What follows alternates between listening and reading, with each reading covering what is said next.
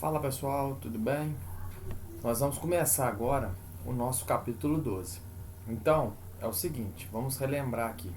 Até agora, nós vimos a industrialização no Brasil, como que ela se iniciou, lá no período da crise de 29, quando os barões de café passaram a investir o seu capital em industrialização. Depois nós vimos a era Vargas, onde nós vimos uma influência muito grande do capital estatal. Chegamos no período de JK, onde nós vimos também que o Estado continuava financiando o processo de industrialização. No entanto, nós vimos que o capital estrangeiro foi muito importante nesse período e aí teve início a dívida externa brasileira. Agora nós vamos falar do milagre econômico e da marcha forçada.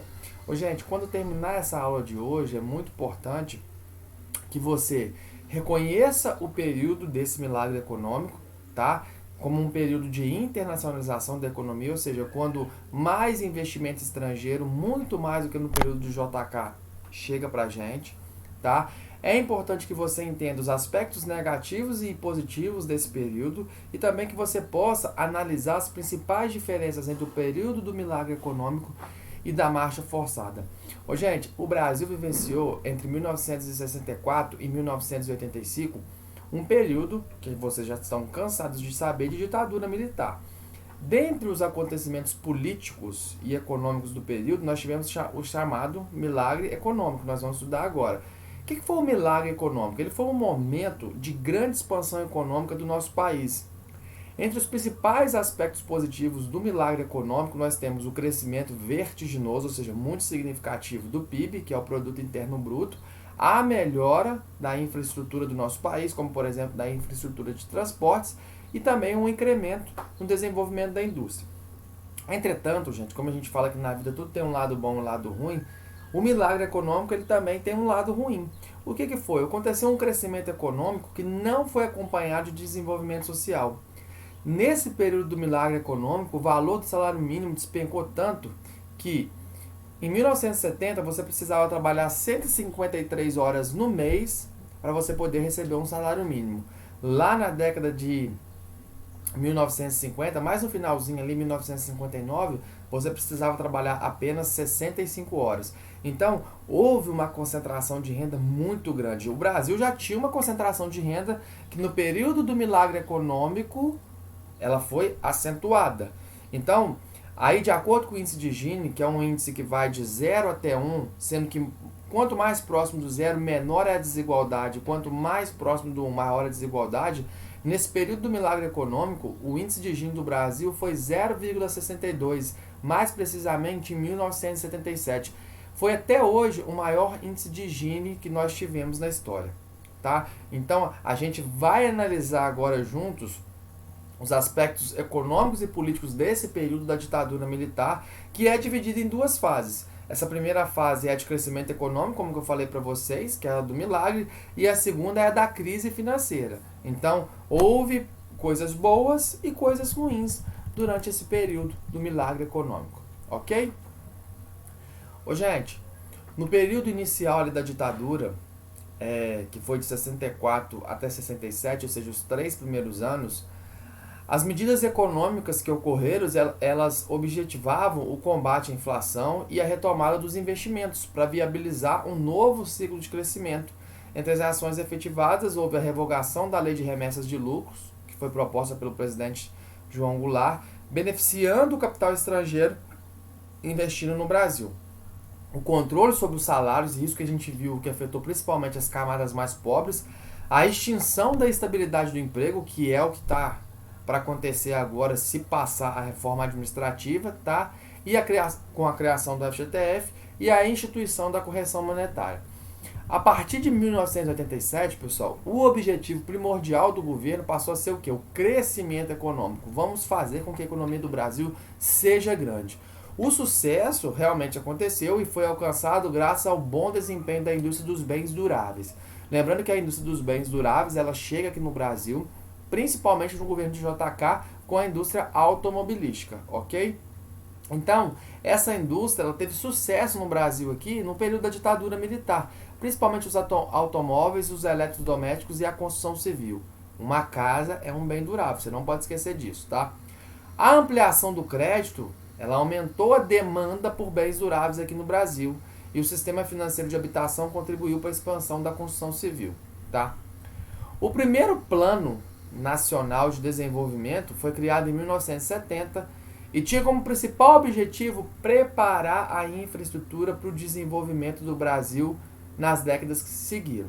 Para isso, o foco dos investimentos era nos setores de transporte e de telecomunicação, muito embora a aplicação entre capitais de ciência e tecnologia e a expansão das indústrias naval, petroquímica e siderúrgica também estiveram em pauta. Tá? Aí nesse período de desenvolvimento de infraestrutura, é muito importante a gente citar algumas obras aqui grandiosas que foram feitas nesse período que pode cair para você numa prova do PISME, por exemplo.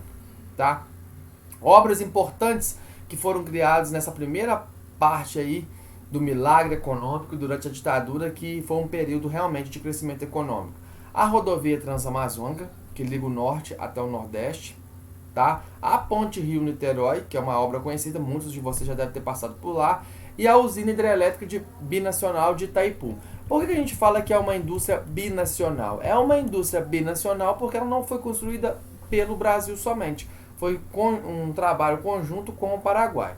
Aí, observa aqui os indicadores econômicos do período militar, de 1970 a 1973. Olha o crescimento do PIB aqui. Nesses 3 primeiros anos, não houve nenhum crescimento abaixo de 10%. Gente, isso é muito alto o crescimento. Você imagina um crescimento de 10% hoje. O Brasil estava bombando. Tá? O nosso auge foi em 1973, com 14% de crescimento do PIB. A China hoje ela é o país que mais cresce no PIB, ela está em torno de 9%. Por isso que ela é essa potência. Imagina o Brasil quando era 14%. Tá? O PIB per capita também só foi aumentando, tá? Como você pode observar aqui.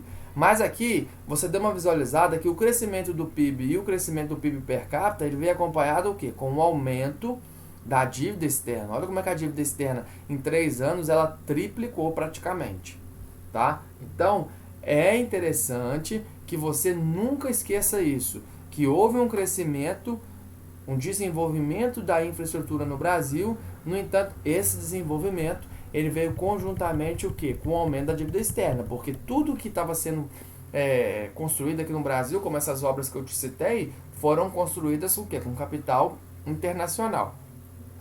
Os investimentos que eles fizeram aqui no Brasil, gente, contemplaram também indústrias de mineração, siderurgia, papel, cimento, alumínio, produtos químicos e também até de fertilizantes, tá? Paralelamente, a política de atração de empresas multinacionais foi mantida, que foi iniciada lá no período do JK, gerando uma enorme expansão no setor de bens duráveis, como nós já vimos aqui, tá? Olha a tabela que vai mostrando o investimento direto das indústrias transnacionais aqui no Brasil. Em 1961, era 147 milhões de dólares de investimento, e num período aí de 12 anos, isso aí praticamente aumentou 8 vezes e foi para 1 bilhão e 148 milhões. Ou seja, o Brasil, nesse período do milagre econômico, ele foi muito interessante para as indústrias internacionais. E aí, como você observa aí, esses números, além de mostrar que o capital estrangeiro foi decisivo para o crescimento, eles permitem que você visualize aspectos negativos, como o aumento da dívida externa. Tá? Não se esqueça disso. O aspecto positivo foi sim o desenvolvimento do Brasil, mas o aspecto negativo com certeza foi o aumento da dívida externa. E consequentemente o aumento da dívida externa, houve uma dependência econômica brasileira em relação ao capital estrangeiro. E isso vai o quê? Aumentando a nossa dívida. Para ilustrar essa situação, vale lembrar que em apenas 5 anos, ou seja, entre 68 e 73, a dívida mais que triplicou, como eu já falei para vocês ali, saltando de 3 bilhões 780 milhões de dólares para 12 bilhões 572 bilhões, tá? E também vale lembrar que, embora os juros estivessem muito baixos naquele período, os empresários tinham contrato a juros flutuantes. O que é juro flutuante? Um juro fixo, eu falo assim, é 2% ao mês. Independente do que aconteça no mercado, você vai pagar 2% sobre o valor que você pegou de empréstimo. Quando o juro é flutuante, não. Você assina um contrato lá e hoje está 2%, amanhã pode estar 10%. Tá? Então isso que arrebentou mesmo a economia brasileira. fazer um contrato sobre juros flutuantes. Isso aí foi um vacilo que o pessoal deu naquele período, tá? Os aspectos mais negativos desse período do milagre econômico, gente, foram de natureza social, como eu já falei para você. A concentração de renda era muito gigante, devido à forte tendência concentradora e excludente do modelo adotado, como eu já falei, com base nos padrões de produção e de consumo da sociedade norte-americana. Eles queriam colocar Estados Unidos dentro do Brasil. Eles queriam que a nossa sociedade se portasse como a sociedade estadunidense, o que era impossível. Olha o nível de desenvolvimento e o nível de vida daquele país se comparado com o Brasil. Era impossível que isso acontecesse, tá? Assim, enquanto os empregos nos postos mais altos da administração eram bastante valorizados, ou seja, quem estava lá na administração pública no auge, como um promotor, um juiz, estava ganhando muito, os salários dos trabalhadores de baixa qualificação foram arrochados com reajustes inferiores à inflação anual. É o que vai acontecer no ano que vem. O nosso aumento do salário mínimo não vai ser um aumento de acordo com a inflação. Então você vai ter um aumento aí, se eu não me engano, de R$22, mas que na verdade não vai promover para você um aumento no poder do seu poder de compra. E isso que é o problema, tá? Em 1973, o milagre econômico passa a entrar em decadência e contradição. O país começou a sentir os efeitos do grande aumento da dívida e da crise do petróleo, tá? Que foi uma crise que teve lá nos países do Oriente Médio. Como a gente importava muito petróleo, a gente estava importando o petróleo de maneira mais cara, e isso aumentou o preço de vários produtos aqui e de derivados do petróleo, né? A consequência disso foi o quê? A expressiva elevação no preço do combustível em decorrência da redução da sua oferta aqui no país, pois naquele período grande parte do petróleo utilizado pelo Brasil era importado. Além disso, a estreita dependência brasileira dessa fonte de energia impossibilitou o quê? O país de manter o ritmo anterior de crescimento econômico. Ou seja, o petróleo ficou caro, a gente ficou numa dependência muito grande de utilizar esse petróleo, porque o nosso desenvolvimento era baseado nessa fonte de energia. E aí o que aconteceu? Ele ficou mais caro, ficou mais escasso, e aí o nosso crescimento foi dando uma freada, tá? Aí, gente, então você viu os aspectos positivos realmente houveram: o desenvolvimento da infraestrutura, o desenvolvimento da indústria, principalmente de bens duráveis, mas também houve várias consequências, como queda do poder de compra da população mais pobre, concentração de renda e o aumento da nossa dívida externa. E aí, gente, a gente chega no período, a partir de 1973, quando o milagre começa a virar, na verdade, um transtorno. E o que acontece? No período pós-1973, ficou marcado o quê? Pelas dificuldades associadas à crise do petróleo e à redução da liquidez do sistema financeiro internacional. O governo, na época, que era do presidente Geisel, nem consigo falar direito, enfrentou muitas dificuldades em um movimento que ficou conhecido como marcha forçada. Marcha forçada por quê? Vamos caminhar mesmo não conseguindo caminhar, tá? É como se eu falasse com um cadeirante andar, tá? Tratava-se do Estado brasileiro buscando mecanismos por meio do segundo Plano Nacional de Desenvolvimento. Nós tivemos o primeiro e depois o governo Geisel ele promove esse segundo para manter o crescimento em um cenário que estava desfavorável, né? Aí o Estado fez então grandes investimentos, principalmente no setor de energia, destacando-se quais ações? A ampliação de investimentos na Petrobras e na plataforma continental, a criação do programa nuclear brasileiro, que buscava uma parceria com a Alemanha, tá? E aí é onde a gente tem a criação da Angra 2 e 3, a gente já tinha Angra 1, tá? Também fez o Proálcool, que foi um programa que teve como objetivo desenvolver e consolidar uma fonte de energia alternativa ao uso do petróleo que estava escasso por conta da crise lá dos países árabes, tá? A adoção do projeto não foi um êxito total, mas também não foi um fracasso completo, tá? Ao mesmo tempo que houve expressivos avanços econômicos com a manutenção do crescimento econômico, uma média de 6,9% ao ano, isso aí era pouco se comparado com os 14%, mas na realidade de hoje é muito, tá? Ocorreram algumas distorções. A política de estímulo às exportações trouxe certo equilíbrio para a balança comercial, mas paralelamente agravou o quadro econômico e financeiro do país.